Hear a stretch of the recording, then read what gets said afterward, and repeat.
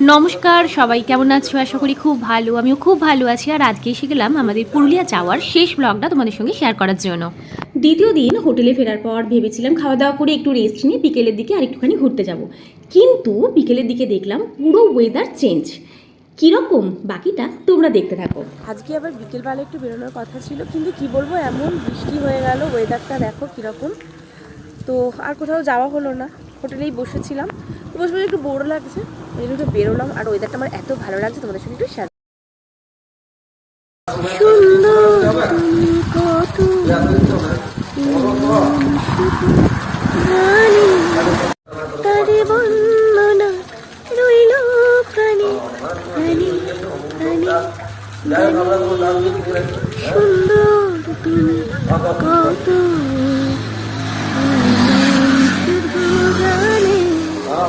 দিনের বেলা যতটাই গরম লাগছিল আর বৃষ্টি হয়ে যাওয়ার পর ওয়েদারটা পুরোপুরি চেঞ্জ। এত ঠান্ডা লাগছিল, আমার তো মোটামুটি বাইরে বেরিয়ে ঠান্ডা ঠান্ডা লাগছিল।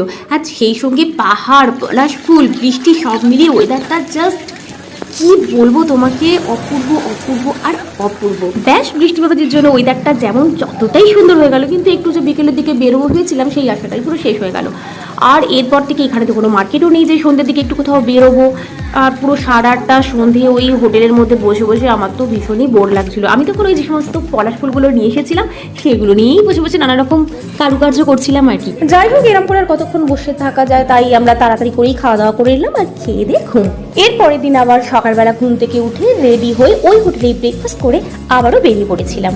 আর আগের দিন আমরা যেই লোকেশনটাতে যাবো বলে ঠিক করেছিলাম, বৃষ্টির জন্য যাওয়া হয়নি, সেই লোকেশনেই চলে গেলাম। হ্যাঁ, এটার নাম হচ্ছে মাঠা পাহাড়। এই মাঠা পাহাড় সম্পর্কে খুব একটা বেশি আমার জানা নেই।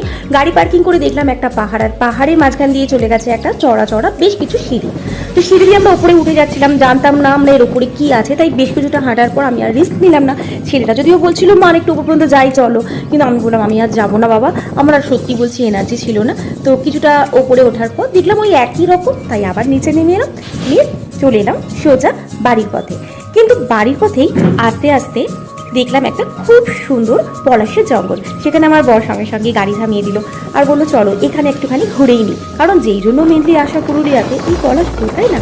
তো এখানটা বেশ কিছুটা এলাকা পুরো পলাশ ফুলের জঙ্গলে ভর্তি ছিল, আর অবশ্যই সামনে পাহাড়, দেখতে লাগছিল অসম।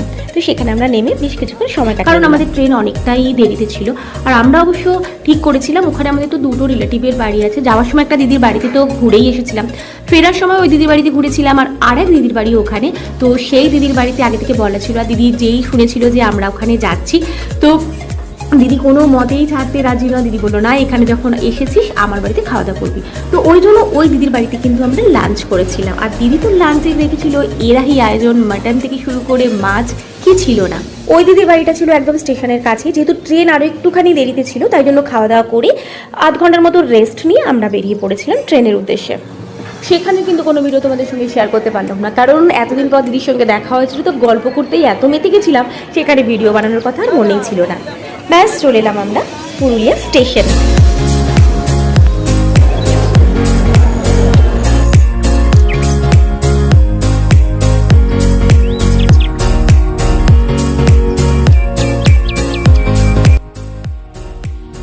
ট্রেনে কিন্তু আমাদের 4 জনের সিট একসঙ্গে ছিল না, আমার সঙ্গে ছিল আমার ছোট ছেলে, আর আমার বড় ছেলে ছিল ওর পাপার সঙ্গে।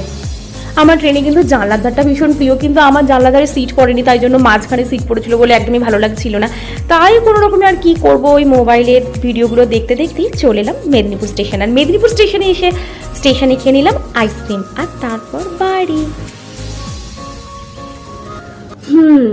দুদিন ধরে খুব ঘুরলাম, খুব মজা করলাম। এবার কোথাও ঘুরতে গেলে কি হয় বলো তো, আসার পর বেশ কি সুন্দর কাজ ফাজ করতে হচ্ছিল না, আর বাড়িতে এসে আবার সেই একই রকম কাজ করবো। আর কিন্তু কি করা যাবে, কাজ তো করতেই হবে, তাই না? তো যাই হোক, এসেছি, এসে না সেই রান্না বান্না মানে ফ্রেশ হয়েছি, নিয়ে রান্না বান্না করতে গেলাম। যদিও বর বলছিল যে রান্না বান্না করার দরকার নেই, কিছু খাবার দাবার আনিয়ে নিচ্ছি, কিন্তু দুদিন ধরে যেহেতু বাইরে খেয়েছি, সেটার শরীরটাও ভালো নয়, ওই জন্য বললাম না থাকি, একটু ভাতে ভাত করে নিই, কিছু খাবার দাবার আনতে হবে না।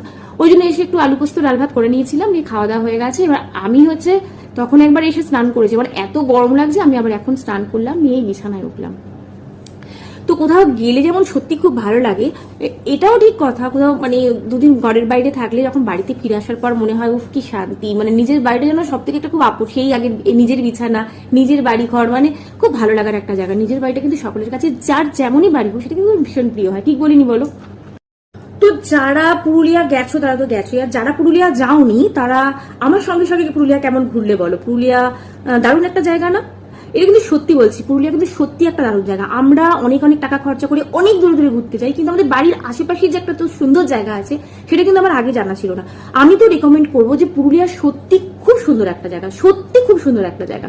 তোমরা ঘুরে আসতেই পারো, যারা গেছো গেছো, যারা যাওনি তারা কিন্তু একবার ট্রাই করতেই পারো। তবে হ্যাঁ, দু একটা কথা আমি যেহেতু গেছি তোমাদের সঙ্গে শেয়ার করি, যে যদি যাও দুটো সময় পুরুলিয়াতে যাও। পুরুলিয়ার গরমটা কিন্তু অত্যন্ত, মানে আমরা যে গেছিলাম না, যেদিনকে গেছিলাম বললাম মানে প্রচন্ড গরমে ঘুরতে পারিনি, এবার রাত্রিবেলা বৃষ্টি হয়ে যাওয়ার পর ওয়েদারটা আমাকে ব্ল্যাঙ্কেট গায়ে চাপা দিয়ে ঘুমোতে হয়েছিল, এরকম ওয়েদার। তো পুরুলিয়ার শীতকালটা খুব শীতকালটা যেও না, কারণ এবারেই শুনছিলাম শোনা কথা যে দার্জিলিং এর মতন ওয়েদার নাকি নেমে গিয়েছিল, আর প্রচন্ড ঠান্ডা থাকে। তো ঠান্ডাটা ভালোবাসো, যেতেই পারো।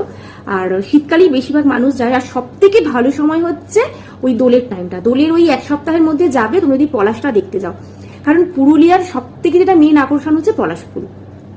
আর সেই পলাশ ফুলটা ওই টাইমটুকুর জন্যই কিন্তু সব থেকে ভালোভাবে তোমরা দেখতে পাবে। তাই তোমরা যারা পলাশ ফুল দেখতে চাইছো, পুরুলিয়ার সৌন্দর্যকে একদম মানে একদম পুরোপুরি ভাবে দেখতে চাও, তারা কিন্তু ওই হোলির টাইমটাতে যাবে, এটা আমি তোমাদেরকে রেকমেন্ড করবো। তো এবারে যারা দূরে কোথাও যেতে পারবে না ওই হোলির টাইমে, তারা কিন্তু পুরুলিয়াতে এবার একটু ঘুরে আসতেই পারো আমার কথা মতো। আর ঘুরে এসে আমাকে অবশ্যই জানাতে ভুলো না তোমাদের পুরুলিয়া কেমন লেগেছে, ঠিক আছে? তো চলো ওই পুরুলিয়ার সুন্দর সুন্দর স্বপ্নগুলো নিয়ে আজকের গুড নাইট, সবাই ভালো থেকো, ভালো রেখো, বাই।